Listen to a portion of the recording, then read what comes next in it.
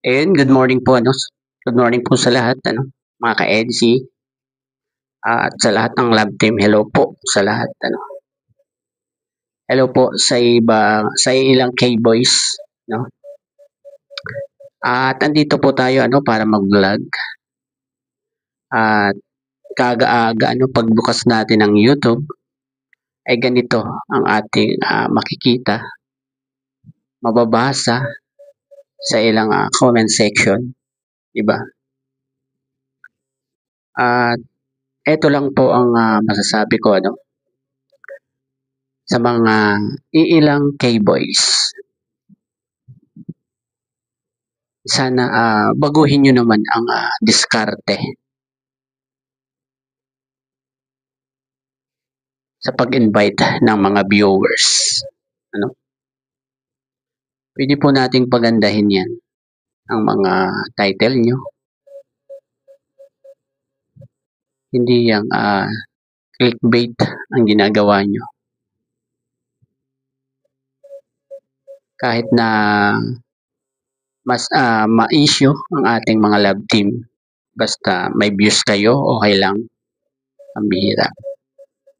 Isipin nyo naman, ano, yung nagiging bunga ng mga ganyang thumbnail at title. Tulad na lang po yung nauna, ano, kay J. Brad. Doon sa night swimming, ano, napakaraming bashing ang natanggap ni Beyonce. Kasi lumalabas doon na naghahabol sa Beyonce sa lalaki. Dapat po hindi ganyan, ano. Dapat pangalagaan po natin, ano, ang mga love team, especially ang mga beneficiary. Iiwas po natin sila sa bashing. Pero ang nakikita ko, ano, parang ang mga title nyo at thumbnail ang nang-aakit sa mga bashing, ano, para mabash si Beyonce. Bakit po ganito, no? Bakit po ganyan ang pamamaraan nyo para maka-invite ng mga viewers? Dapat po hindi ganyan. Lalong-lalo na po sa inyo, ano, mga K-boys o iilang K-boys. Kasi sa totoo lang, sa inyo talaga maniniwala ang mga viewers kasi kayo lagi ang nagiging kasama nila. Ang mga viewers malalayo yan. Yung iba nga nasa ibang bansa pa. Diba? Siyempre, kayo ang paniniwalaan yan. Tapos sa inyo pa manggagaling yung mga ganyang mga thumbnail na clickbait. Diba? Although hindi naman bawal yan, ano, pang-akit nga ng viewers eh. Pero kung nakakasama naman sa ating mga beneficiary, sa ating mga lab teams, bakit nyo gagawin yan? Diba? Oo, ando na tayo, ano, content creator. Yes, content creator kayo. Pero isip-isipin din nyo ang magiging bunga ng mga ginagawa nyong thumbnail at title ng vlog nyo. Maawa naman po kayo, ano, lalong-lalo na kay Beyonce, na hanggang sa ngayon, pinupulutan siya ng Rinas community. Or baka hindi po nyo alam, ano, kasi hindi kayo viewers tulad namin na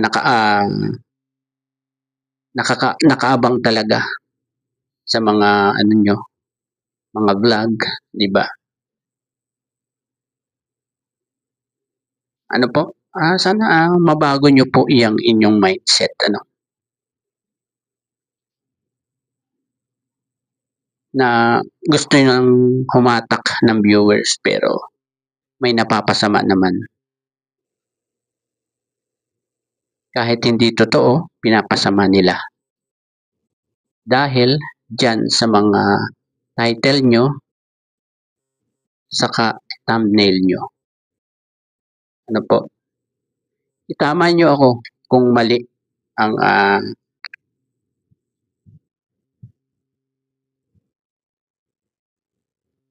kung mali ako. Ano? Hindi po ako po okay lang sa akin yan. Ano? Okay lang. Pero ang hindi okay sa akin, yung mga nababasa ko sa mga comment section nyo. Tulad na lang yan. Diba? Nung sabi dyan sa comment section ni Sir Olives, welcome back Lolo. Simula na yan. Di po ba? At lalong-lalo na, kita dyan sa thumbnail na katabi ni Lolo si Biancy. Hindi po ano ang otak ko ha. Tawag dito, hindi madumi ang utak ko ha.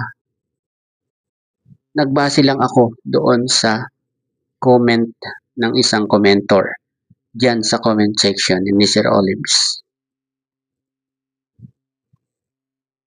Isipin nyo yung comment, di ba? Welcome back Lolo. Ang bira.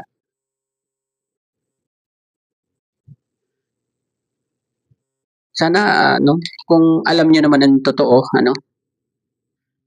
bakit nagtatanong pa kayo sa viewers kung may tampuhan? Hindi dapat ganyan po.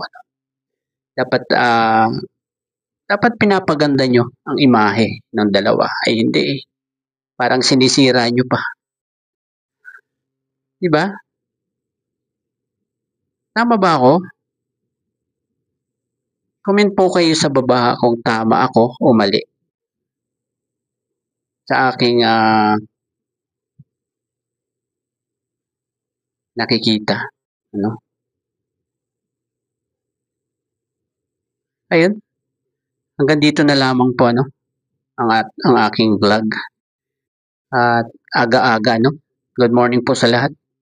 Hanggang dito na lamang po. Bye-bye. God bless po sa lahat Gumawa po ng tama para walang isyong lalabas. Bye-bye.